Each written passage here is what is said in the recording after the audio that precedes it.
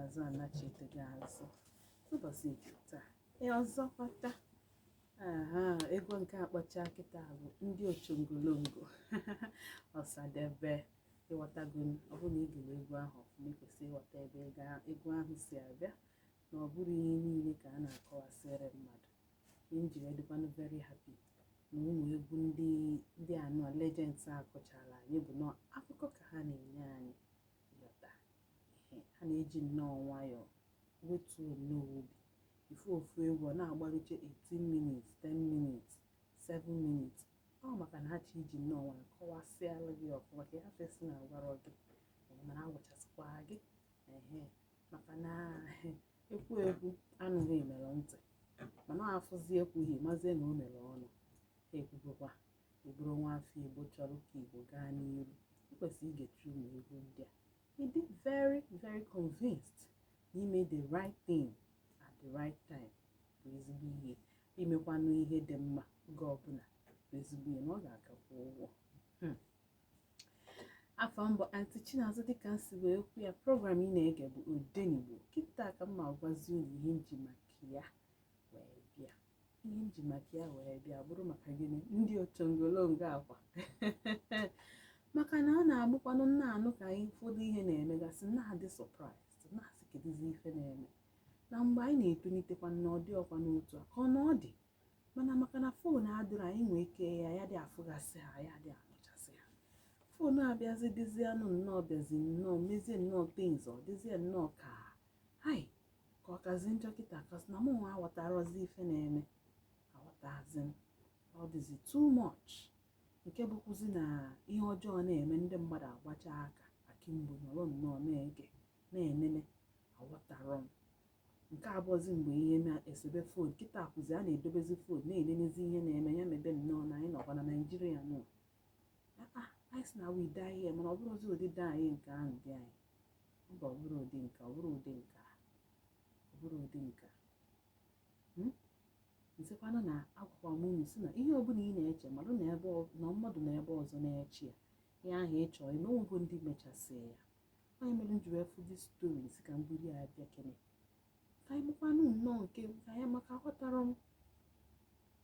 m ebe ihe si emebi nke bụ na ụmụazị kịta anụ nkwụzi onye ụjọ dị n'arụ onwezi onye nwere respect. kedu ihe mere nji wee na-asa ụdị otu a ka m na-agakwa wee fụ ebe a young lady nọ na-aka akwa si na ọ na-agafe n'ọnụ ụzọ fụ ebe ụmụ nwoke secondary school boys at least na ha etoka nnọọ ya bụrụzi nnọọ SS2 gbakọ na-achị ire a girl nwata akwụkwọ ibe ha. sonye nwa nọ n'ọkada wee lituo ka ọ mara ihe na-eme na ọ wefuzie ihe na-eme wee chọọ save the girl. those boys na-threaten ya threat akwụkwọ obere threat ịmago na asa adult ọ bụ nye nwa overlook the threat dịka isi na ụmụazị epekasị anyị eji maka ọgụ ya mgba wee zọpụta the girl tinye ya n'ọkada. you cannot believe na ọkada ahụ ọ nọ na ụmụazị ya nọ na-achọkwa isetu n'ọkada na then iche n'ebe a nke ọgwụ nwata agbọghọbịa si na ọtọgharịa nekwe ka ndị mmadụ nọ onwedo onye yi those boys ọnụ onwedo onye yi the girl ọnụ ha hapụ the boys ha chọọ na molest this girl na broad daylight ọ bụkwa na nnọọ n'abalị broad daylight ka chika dị nnọọ chinwụ nnọọ anya nnọọ ụbọchị ka bụ nnọọ katọlik ụdị ihe a wee chọọ ime ụmụazị na-erubeghị 18 years. ụmụazị kwesịrị ka na-asa n'afọ wee na-ajụ wee sị obodo na-adịzikwa brutal. obodo dịzi nnọọ ka ọ dị lawless ka na-enwezi ndị gọọmenti ka na-enwezi ndị na-protect lives and properties ndị mmadụ. imagine nwa gị nwaanyị ịnata asị gị na nwata ụmụ akwụkwọ ibe ọbụna nwata ka abụọ dị ofu onye na ọbụọ dị mmadụ ebe na ha ruchee 5 wee bata nnọọ wee sị gị ma ụmụ na nwa akwụkwọ ibe ha mere ụdị ya as a parent ka edukene ka ọ ya adị gị aghọtara m ụdị ụmụazị a na-azụzi kịta ụmụ boys nọ secondary school akụzi SS2 erubeghị 17 years na sikwube by right oge ụmụazị kwesịrị iji na-aba school asikwube by right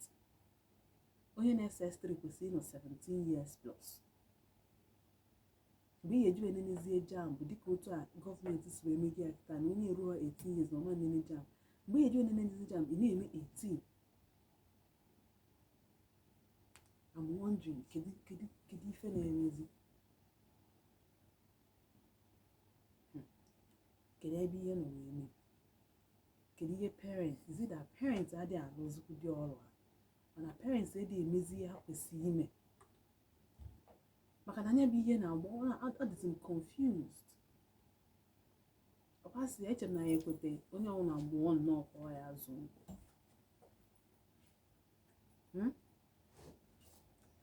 I don't want the phone line to enter there. Biko jisi n'ike ka a na-anụkwa di na nwunye ahụ ka anyị na-emekwa ọwa mba every Saturday. Ọ bụkwa na edibe ready ịzụ nwa abana nnọọ aga just nnọọ mee family planning n'isi na church na-apụta. Ọ bụrụ na ị chọkwara na ịmụ nwa mụọ nnọọ onye ya azụ biko kene nke abụzi nke ego nke abụzi izụkwụzi ịtụpụ na zụọ ụmụazị gwa ha ihe dị mma na ihe dị njọ ihe kwesịrị ime na ihe ekwesịghị ime aghọtara m ka ụmụazị ka nọ secondary school ụmụazị na-erube 18 years ga-esi wee nwee akọ na uche irape somebody take undue advantage of mmadụ ibe ha jụkwanụ nkịta anọ ihe a na ihe a ha chọrọ ime kịta kedu to what end kedu ihe ha chọrọ ime achieve ghọtara m ọ na nke nwaanyị mesiri ha ike ọ na nke nwaanyị dị very wicked ọ na nke nwaanyị gosi ha shege mere ha ga-ejizi wee nnọọ ịgang anyway ikwukwe nke ọra m n'ọnụ kama na ajụ na-ajụ taa bụ kedu ihe mere the society ji decide zi aka ha nọrọ ka ihe ọjọọ niile especially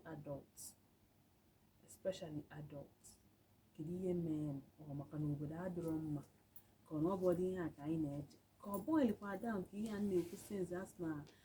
parents adịghị achọzi na ofu onye adịghị azụ nwa nwa kịta ọ dịziri nnọọ ka ofu onye na-azụ nwa so nwa gị chọọ imebi ya mebibe nnọọ na nsogbu adịrọ aghọtara m ihe merenụ na ndị mmadụ ga-afụ ụdị ihe a na-eme ha gba nnọọ nkịtị chinye anya kama ha ga-ewelite onu dịka ịbara ụmụazị mbasị asị